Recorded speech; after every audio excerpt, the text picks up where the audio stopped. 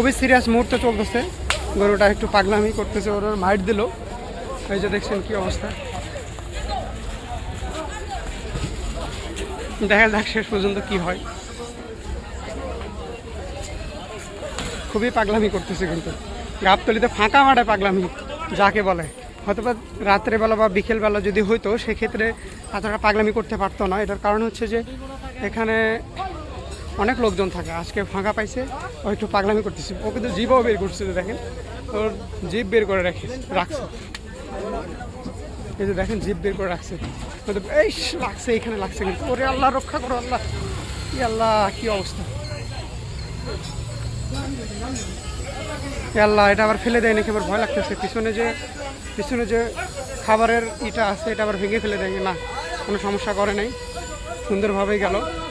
এখানে কিন্তু যুবরাজ রয়েছে, যে দেখুন যুবরাজের সাথে একটু দেখা সাক্ষাৎ করতে যাচ্ছি। দেখি নিয়ে যাক লাস্ট পর্যন্ত কি হয়। এখানে ডান সাইডে বাম পাশে অনেক গরু দেখেন।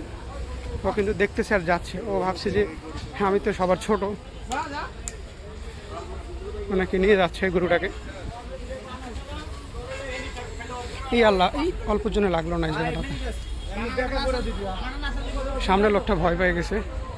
এখানে আবার এই যে শুরু করে দিল সাদা গরুটাকে, ইস লাঠি মারতে ধরছিল। এটা কিন্তু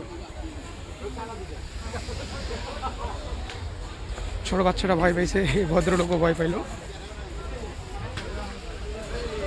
দেখি এখানে কি করে। না, এখানে কিছু করেনি, এই গরুটা ভয় পাচ্ছিল। ও আরেকজনের পায়ে কিন্তু গায়ে পা দিতে ধরছিল।